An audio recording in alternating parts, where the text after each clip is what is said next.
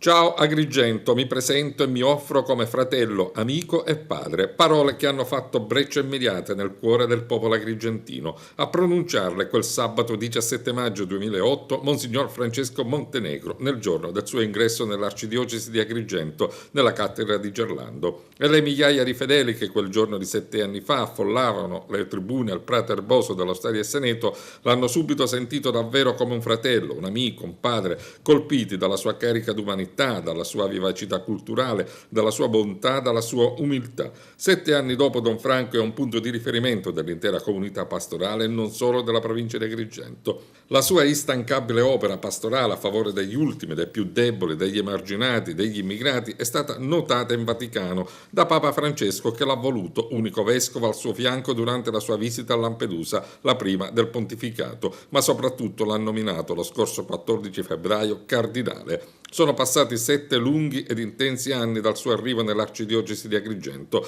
Da allora, come scrive oggi l'amico del popolo, è stato un continuo spendersi generosamente per la nostra Chiesa e la nostra gente, mettendosi al nostro fianco come padre, fratello e amico. In questi anni si è posto in ascolto della nostra storia, ha voluto conoscere il nostro passato, ha tessuto in lungo e largo la nostra Chiesa per incontrare tutti, ci ha indicato le vie preferenziali della comunione e della missione e a formarci alla scuola del Maestro per meglio servire l'uomo. E lo stesso Don Franco ha partecipato alla inaugurazione nella sagrestia della cattedrale del pendente reliquiario di Aragona e del velo sindonico raffigurante il corpo di Cristo portato ad Agrigento e donato alla cattedrale dal vescovo Francesco Maria Arrini dell'Ordine dei Frati Minori. L'iniziativa è stata promossa dal Museo Diocesano di cui è responsabile Don Giuseppe Pontillo. La scopertura del telo è stata preceduta da un interessante dibattito.